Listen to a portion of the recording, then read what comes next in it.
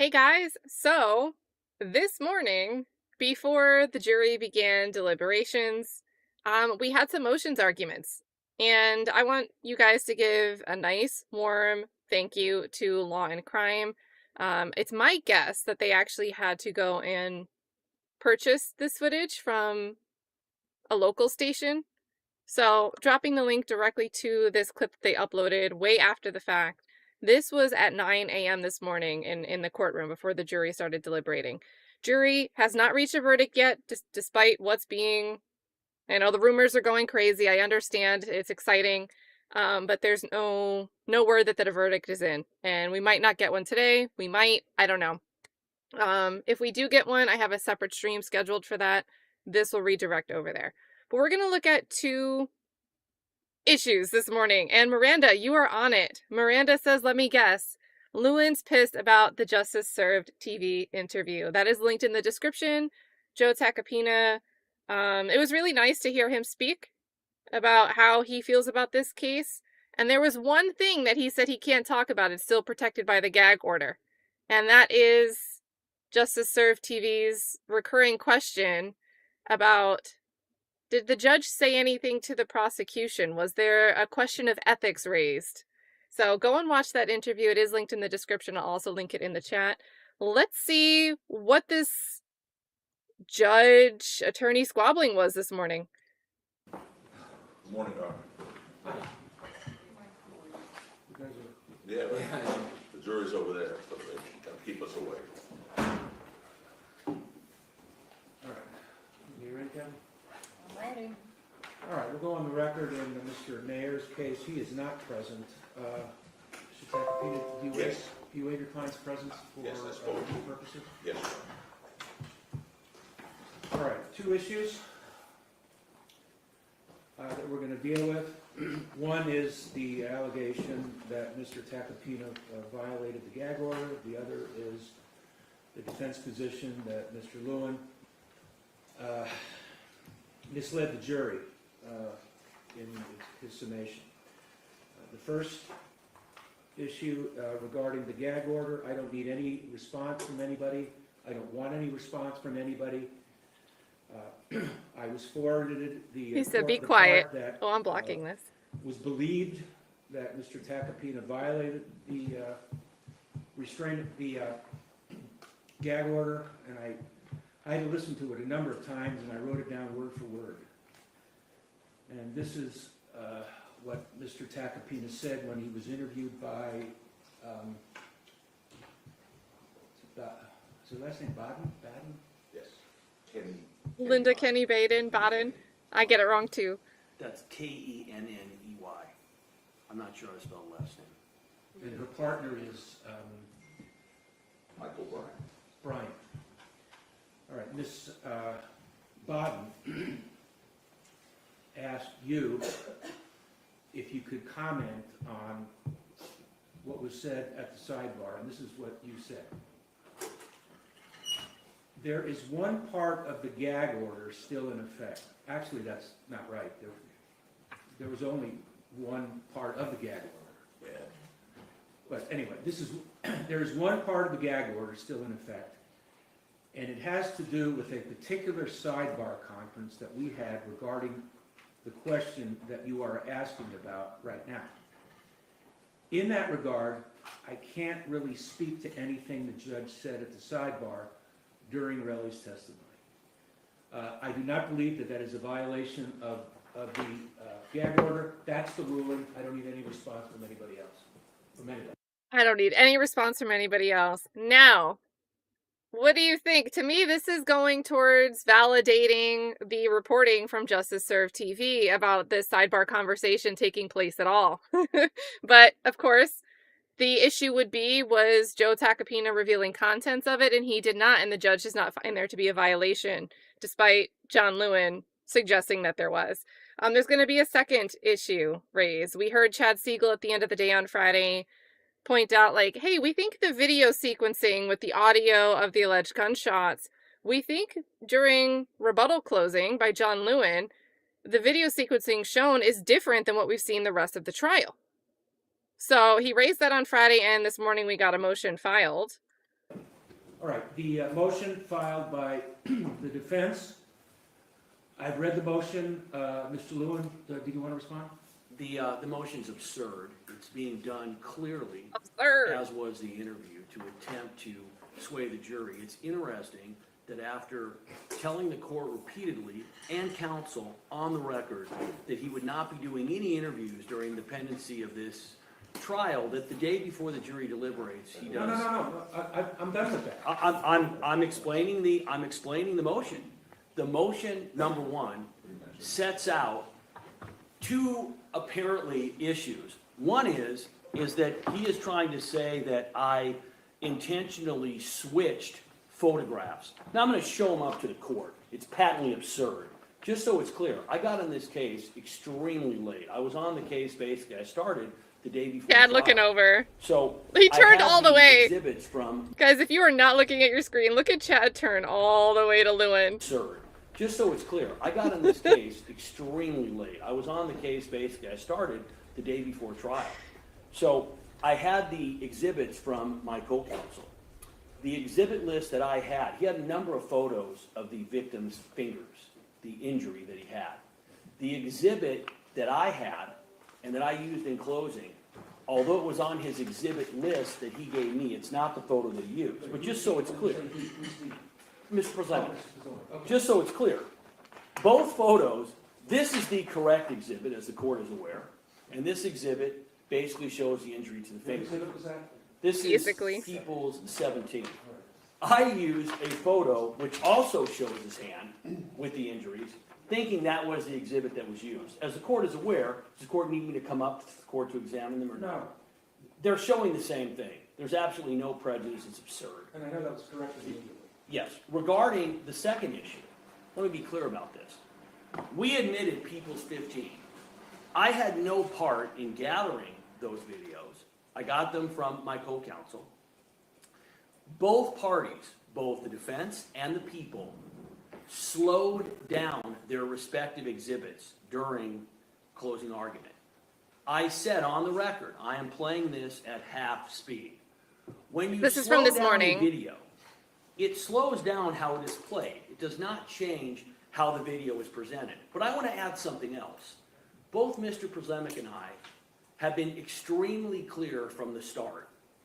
It is not when the particular gunshot was fired. What is important is, and this is demonstrated on the video, is that the cause of the incident was not the victim attacking ASAP Ills. It was the defendant pulling out his firearm. That is what prompts, when he pulls out the firearm, that is what prompts the victim to try to hide behind Ills.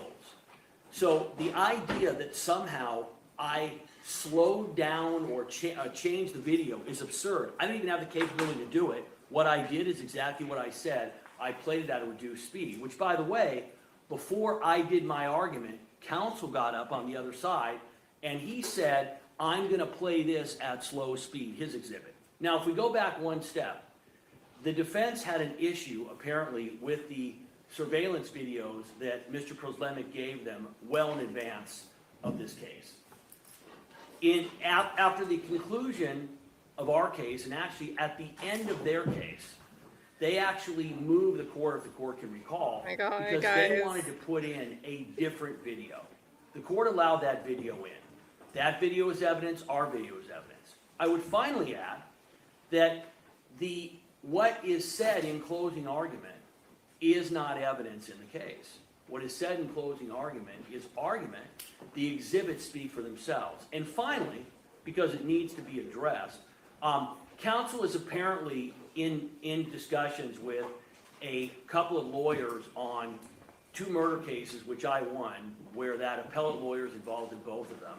And he has basically attempted to tarnish my well-deserved 30-year reputation, which the court has commented on repeatedly. There has only been one time in this case I'm loving where a Chad. court has found that there was any violation that was not Staring inadvertent, straight at him. and that did not occur with the people. So let's be clear. When they put in their motion, and there's no reason for it, Your Honor, that they quote a Ninth Circuit opinion, which, by the way, was reversed, not for prosecutorial misconduct, it was reversed for instructional error. But I'm just going to add that Justice Hofstede, who is one of the most outstanding justices in the California court system, wrote the original opinion, found no error whatsoever. Neither did the Cal Supreme Court. Neither did the federal district court judge who looked at the case. And I will just add that in the very Ninth Circuit opinion that they cite, which was a 2-to-1 decision, if you go to the dissent makes clear in their dissent that You citing in the fact, dissent? my argument about Joe Giarrusso and the fact that the victim in that case was alone at the time of the murder, the majority felt that because she had had dinner with him hours before the murder, that meant she was not alone that night. As the dissent made clear, and as the California Court of Appeal made clear, I was commenting on the fact that at the time she was murdered in the middle of the night, almost beheaded, she was by herself.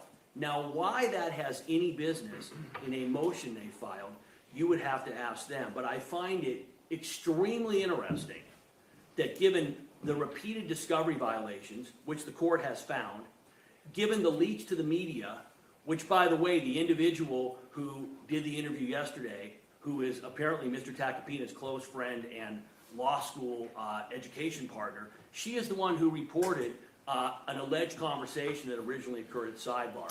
I find it rich that the defense makes these allegations. They are slanderous, they are not accurate, and I've got a 30-year reputation with this court and with my office, which I will stand by. And Again, say it a third time, why don't finds you? that I've done anything unethical, I would like the court to say so. I'm going to add one last thing because it's important. The defense was upset because we ended up getting a report from ballistics that was inculpatory. It only would have helped us. As soon as we got it, we turned it over to them. We then made arrangements to get them the evidence, and in fact, we didn't end up doing testing at the court's order because of the timing. The defense was actually given more ability to test the evidence than we were, just because of the timing involved. The court found at the time that as soon as we were aware of information, we turned it over. The court is also aware of a second situation, which has not been made public, where we became aware of potential evidence, didn't know whether it would be exculpatory or inculpatory, and we alerted the court to that, and the court ended up making arrangements. Every single issue that we've had in this case regarding discovery, as soon as we find it, we present it to the Chad's defense. arm. Finally, the issue with the alleged stipulation with Relly. As the court is aware, and as the court has stated on the record, everybody at the time believed that the stipulation, that the firing range was out of state. That was my understanding when it happened. As the court is aware, numerous times during this case, I offered to stipulate to assist the defense. Many times as the court... Or to prevent further questioning that was going to be damaging if the questions were said out loud in front of the jury. Do you guys remember that? We had certain witnesses on the stand, and the prosecution seemed to be panicking to stipulate to things to prevent further questioning. That's how I read it on, I think, 3 different occasions. But, yeah, so don't act like a stipulation is just to help the defense. The court is aware, Mr. Tacopina would be standing up there, not knowing what his problem was, not knowing what the foundation was, not knowing how to introduce certain evidence. And I would say to him, he would look at me, what's wrong? And I would say, okay, Joe, here's what I can do. I would stipulate. I made that offer to stipulate because everybody at the time believed that the firing range was in California. The court has already found that the court believed it. We believed it. That's why we offered it. I would further add that the fact that the victim was in California at a firing range 2 weeks before this incident occurred has about almost no relevance or impact on the case. However, when aspersions are made that if you say so, that was kept from them, or that somehow we ended up asking for a stipulation in anything other than good faith, the court has already made its comments. I would request the court to, and I'm asking the court, if the court thinks that anything that Mr. Proslamic and I have done has been a violation. Wait, hold on, what was that? What is Chad doing over there? Oh my goodness, I broke it. Anything that Mr. Proslamic and I have done has been The- a violation of discovery, has been unethical. I'd like the court to say so. The court has been very clear that that is not the court's belief. In the end, we made a conscious decision, because it's ethical, not to try this case in the press. You haven't seen one comment from us, not one. Mr. Tacopina, in his motion, or maybe it's motion, I don't know, communication, has insinuated that somehow we're talking to a reporter. We know he's talking to a reporter. Let's back it up. I am more than willing right now to go under oath. No, we're not doing that. Well, Said we're not doing that. Well, understood, Your Honor, but I want to make sure that my personal integrity has been impugned. I won't stand for it. I am more than happy. You put me under oath, you put Mr. Tacopina. I understand the court doesn't want to do it, but I want to make sure I've offered that, haven't heard the same thing from Mr. Tacopina. Would love for that to occur. Who wants to speak? I'll speak Sure. to this. Okay, because all I've been hearing for the last 10 minutes is deflection here. So Mr. Lewin just All I'm asked, hearing is what? deflection. All he's doing is deflecting. So first of all, he asked, why we would raise a Ninth Circuit decision. What does it have to do with this? Someone should ask us. Okay, the question's been asked. Here's what it has to do with this. The Ninth Circuit said that Mr. Lewin lied to a jury. That's why. Here he is saying, oh, my reputation. That is untrue. I let him speak, Your Honor. Don't interrupt. Don't Your Honor, interrupt. I'm not going to have that kind of personal aspersion Here we go again. made against my reputation and character. I won't have They it. take it up with the Ninth Circuit, okay? I didn't say it, they said it. The Ninth Circuit did not say that. Your Honor, the Ninth Circuit said there was an untruth that was presented to the jury by this individual right here, regardless of the basis for reversal. That's what the Ninth Circuit said. And the reason we raised it with respect to this is because there's a claim of prosecutorial misconduct. And by the way, let's deal with this in reverse. The stipulation, right? Because that was one issue of prosecutorial misconduct. I just heard Mr. Lewin say that everyone believed that that shooting range was out of state. Who believed that? The witness didn't know that. Mr. Tacopina didn't know that. In fact, did Mr. Lewin know that it was out of state? Did he? Because I find that very difficult to believe, given the fact that it was not out of state. So either one of two things happened, and Mr. Tacopina said this previously. Either one, he knew it wasn't out of state and tried to lie to the jury, or, best case scenario for Mr. Lewin, he didn't know and asked for a stipulation. Now, on this point, let me just note, I know that Mr. Lewin apparently... Slow down. Fine, fair enough. I know that Mr. Lewin... Slow down. Slow down. I know, Your Honor, that Mr. Lewin, because he's represented this to other people, is, my understanding, knowledgeable about firearms. He carries them. I find it very difficult to believe that Mr. Lewin did not know that the LA shooting range is not in Los Angeles. So, when he's here trying to bolster his own reputation... I'm going to ask the counsel to not bring up anything personal about what I do or do not do when I'm outside of the office. It is absolutely inappropriate. Fair comment. That's fair. Well, fair Your question. Honor, when this individual, Just Mr. Lewin... talk about your motion. That's what I want you to talk about. Well, okay, If you Your want Honor. to talk. Oh, I I read definitely it. want to. All 11 pages. Thank you very much, Stick to Your Honor. that. Fine. The claim here is one of prosecutorial misconduct, and specifically deliberate prosecutorial misconduct, which is why I was raising these other issues and just responding to Mr. Lewin. With that said, let me focus on the motion. So, we didn't raise this issue to distract or try to mislead the jury. To the contrary, the misleading was done by the prosecution. The court will recall, at the end of Friday's proceedings, we raised this issue with the court and said it appeared to us, looking at the video on the screen, that it was altered. We then asked Mr. Lewin, would you show us the PowerPoint so we could resolve this issue now and avoid potential appellate issues? You would think at a bare minimum, to avoid this very matter, he would have said, sure, take a look at it. Instead, no, he adamantly refused, packed his bags, and Shout out got to out of the Brad. courtroom as fast Thank you as so he much, could. Brad. Now, we then fortunately had the opportunity to look at that video because it was televised on Court TV. And sure enough, it was altered. That wasn't People's Exhibit 15, okay? What the video that Mr. Lewin presented to this jury during summation showed was the shot taking place before Relly ran towards Ills. Now, the prosecution says, oh, it's not a significant issue. The timing of the shot couldn't be more significant with respect to the claim of self-defense. Now, perhaps Mr. Lewin doesn't realize that it's an issue in this case when he and the prosecution in general told the jury they only have one matter to consider, which is a prop gun. That's not the case. Self-defense, of course, is an issue in this matter if the jury finds that there was no prop gun. The timing of this couldn't be more critical. Mm-hmm. So, Your Honor, 100%. This has nothing to do with slowing down a tape. That's what Mr. Lewin speaks to. Oh, we slowed down the video. It's not about that. It's about the sequencing. moving the shot a second earlier. That's what they did. And I would just add, people's Now, just to put a pause on that, self-defense can change in an instant. One person might be acting lawfully in self-defense 1 second and then not in the next. Vice versa can be true as well. Now, in a situation where we're relying on sequence video and audio and how we're lining it up based on whatever methodology Detective Flores' team did that he's not too sure of, if the shot is moved a second earlier and the jury is looking to see where this noise is when the noise is happening based on the sequencing and where the figures are moving in the video, a 1 second difference can make a huge impact on how the jury sees what's going on. So this is not anything insignificant by any means. Chad, I 100% love that he's going off. He has not been very vocal or loud this entire trial. He was very calm on Friday evening when he raised this issue. And here we are now with Lewin like throwing it all on the line to save his integrity. Like, just crazy. So, and anyone joining late, by the way, these motions are from this morning.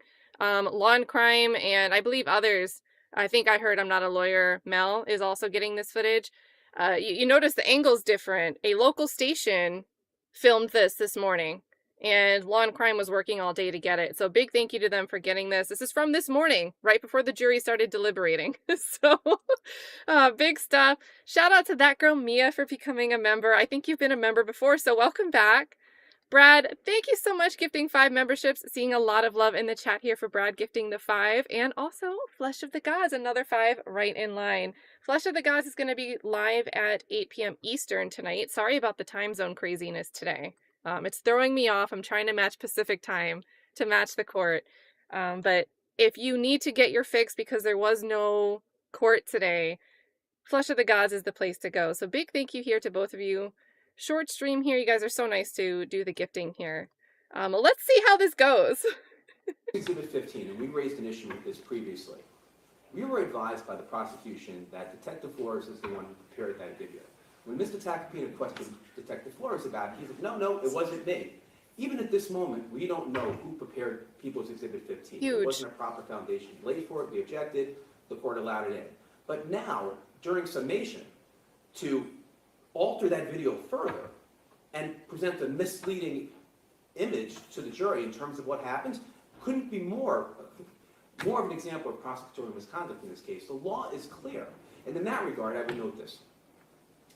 I don't accept Mr. Lewin's assertion. I know the court has spoken to this, but I don't accept Mr. Lewin's assertion that the photograph of the quote-unquote bloody knuckles that was introduced was inadvertent. I see him holding a photograph right now. I can assure you that the photograph that was displayed to the jury was not what he has in his hands. It was brighter. It exaggerated the nature of the injury. Unfortunately, they had the weekend to do whatever it is that they did with their videos and with their photographs, but the fact of the matter is we all saw it. There was a photograph that was introduced to this jury that was not admitted, that exaggerated the extent of, purportedly, the complainant's knuckles. We don't know. Lewin's face, there's chat. no testimony regarding that. Never should have been presented. I appreciate the court swiftly taking action to resolve that situation.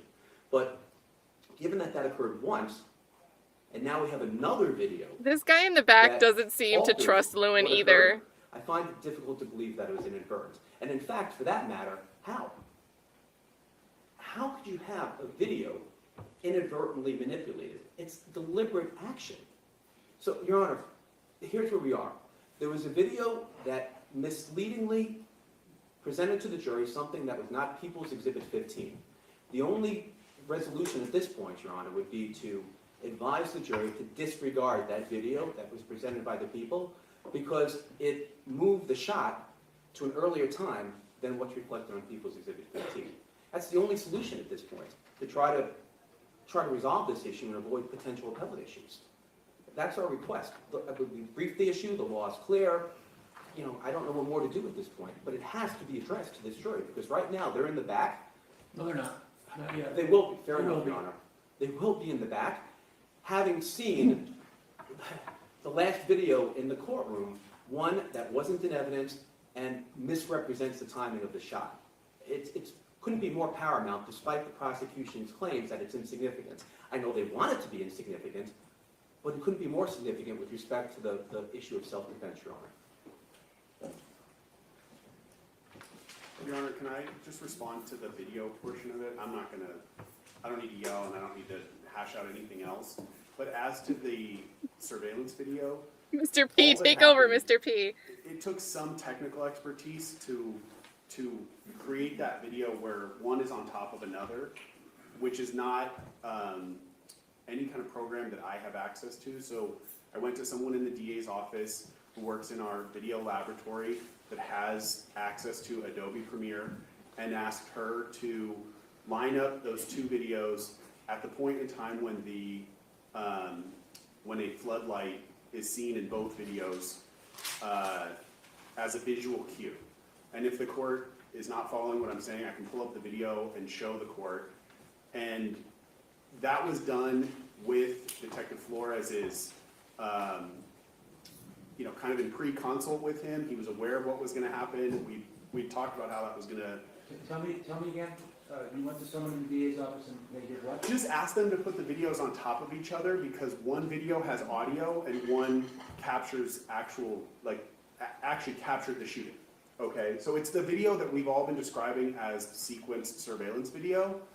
It just took a special program called Adobe Premiere to be able to play those two videos at the same time and screen record. That was it.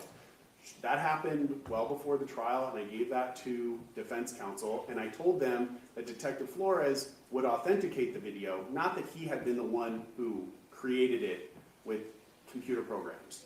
So that was all that happened with how that video was created, and I had asked her to line it up with a visual cue in the videos, which is when a floodlight turns on. That video has not been changed, manipulated, or anything since the trial happened. I have not gone back to the person who created that video or anything like that. So I can tell you, and honestly, and this is more from my personal experiences with Mr. Lewin and his technical abilities, I can guarantee you Mr. Lewin would not have the ability to move the sound of the gunshot in those videos. I mean, so to that issue on whether or not the video that he played for the jury was changed, I can tell you that's the only copy of that video that we've had where the two videos are playing on top of each other. There's only one that exists. It's been labeled sequence surveillance video. It's the one that was played in his PowerPoint. I can't speak to how it came out on court TV, but I can tell you we did not move the sound of that shot, and nor do we, I think as Mr. Lewin articulated, feel Why is that his that face so is stuck? really the relevant inquiry for the jury. We have always argued, I did it in mine and he did it in his closing, that the point in time that matters is when the defendant turns around having pulled the gun, not when he actually fires it. So I just wanted to add that because Mr. Siegel had brought up how the video was created and that we had changed it. That video was not changed as it went into Mr. Lewin's power. Your Honor, if No, I could just read this I've heard important, enough. Your Honor. You filed the motion, I heard from Mr. Lewin, I heard from you, Right. and then I heard from Mr. Kruzloman. That's it. No more. That's it. All right, based on the explanation from Mr. Kruzloman, I can say I don't believe anything nefarious occurred here. I don't think anything was altered. Now, what the focus is, or what the issue is with the defense is, has to do with People's 15, which is the video that was admitted into evidence, and the PowerPoint. People's 15, which the jury has, shows from the time elapsed from the second shot to Rocky coming in contact with 12E is 6.98 seconds. The PowerPoint, which Mr. Kruzlovic described as trying to put one on top of the other, the sound in addition to the video, the audio on top of the video. That shows that there is 7.98 seconds that elapsed between the second shot to Rocky coming in contact with Chloe. Second difference. Do you really think, does anybody really think that by showing that video to the jury in final argument, that they would pick up that there was a 1 second difference between the PowerPoint and People's 15? That is virtually impossible. No human would be able to do that. In addition, what is said in final argument and in summation is fair comment. It is not evidence. The jury was told that. As to the hand photo, I don't agree with you, Mr. Siegel. I think it was done by accident. The two photos are almost identical, and it was corrected immediately. The defendant's motion for an order directing the people to preserve its closing argument PowerPoint with regard to prosecutorial misconduct is denied. The motion to request that the court instruct the jury to disregard the sequence surveillance video displayed during the Mr. Lewin's summation argument is denied. All right, that's it. Your Honor, No, just one no, thing for the record. I No, need to stand no. the record on one thing. quarreling with We're not you. quarreling with your decision, Your Honor. We accept it, we understand it. all right. Notwithstanding Say our what you want to objections. say for a Thank you vote. very much. Just quickly, because this is the first time that we've heard an explanation from the prosecution regarding specifically how People's Exhibit 15 All was right, made. say what you want to say. Thank you very much, Your Honor. Yeah, DeFlores So, didn't get there's into been that. no witness, Detective Flores certainly didn't do it, to yep. authenticate People's Exhibit 15. I don't know who this person was in their office that they just described that made it, but there's been no evidence to lay a proper foundation. In light of that fact, Your Honor, we're asking you to exclude People's Exhibit 15. No. All right, Thank you. if we hear from the jury, we will let you all know. Your We're Honor, all going to be an hour can I away. add one thing? I think you said 90 minutes, Your Honor, you would agree to 90 minutes?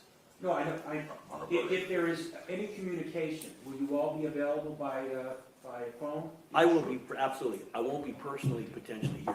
in All right, so 90 the only reason you'd have to come in is if there's a verdict or if the jury indicates that they are at impasse. Well, Your Honor, what about if there's a note requesting a readback and we have to sort of, We call you, yeah, and then how do we? and we'll talk about it. Usually, when a jury requests readback, they'll say, okay, we want witness The Jones's vein in his testimony head. about X. Okay, I feel him. What I do and what Kathy does is we find out what the witness said about X on direct, cross, redirect, recross. Anything the witness said about X is provided.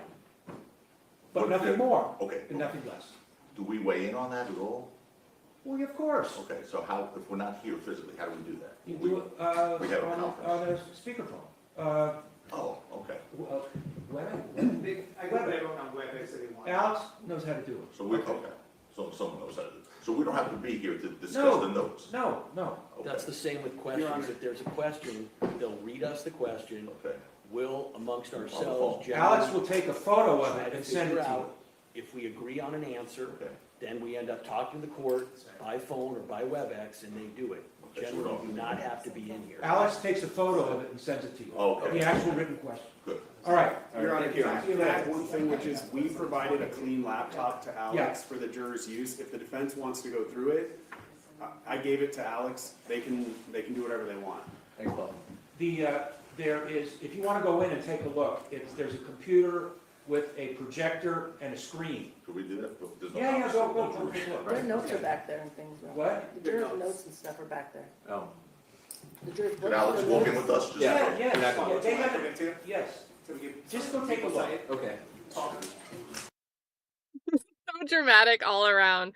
Again, super thank you there to Law and Crime. I mean, this isn't just, they weren't in there streaming. They had to go and obtain this footage. So click that link, give them a thumbs up as well. It was awesome that it seems like it took them a couple hours to get that. Final thoughts from me, you guys. 1 second to call 1 second. Act like 1 second isn't a big deal is insane. 1 second could be the difference between someone having their gun raised before somebody provokes them or the other way around. 1 second can make a huge difference. Secondly, I think it was really important to get on the record that last bit that Chad put in there.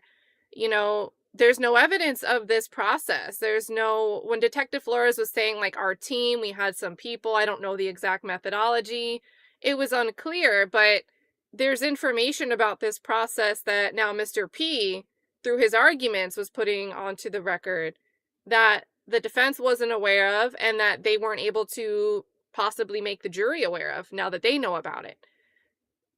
So, and for a compilation, right? You can have an exhibit that's just a cut of video. You can also have compilations that get admitted as an exhibit.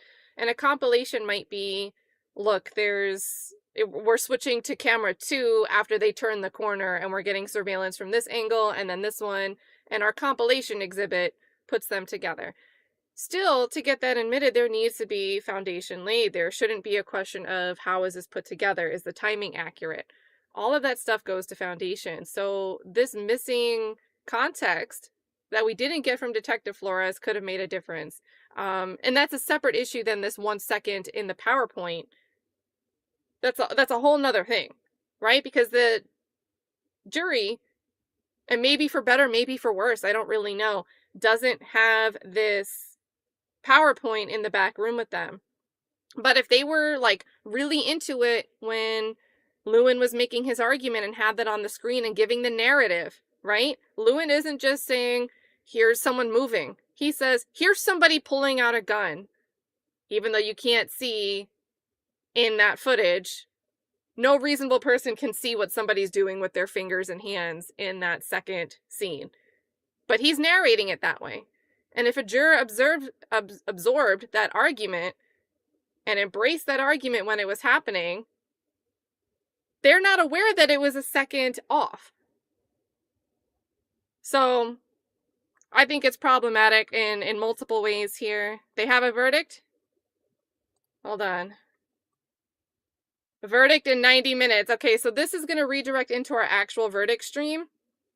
Let me also give you guys the link so you can carry over there.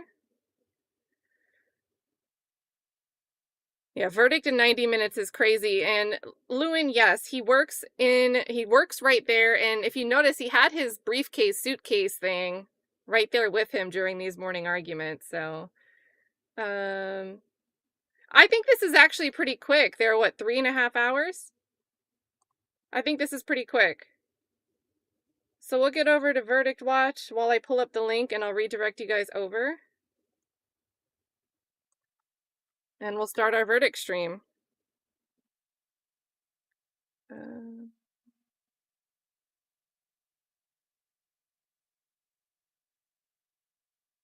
Nope, that's this stream. I'm about to link you guys right back here. All right, so verdict stream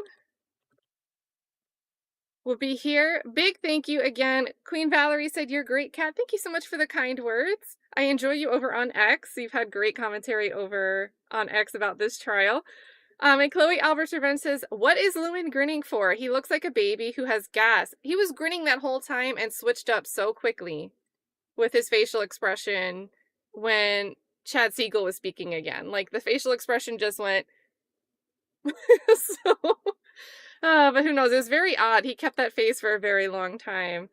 Let's see. Yeah, you guys are saying you're nervous? It's like that. It's like that.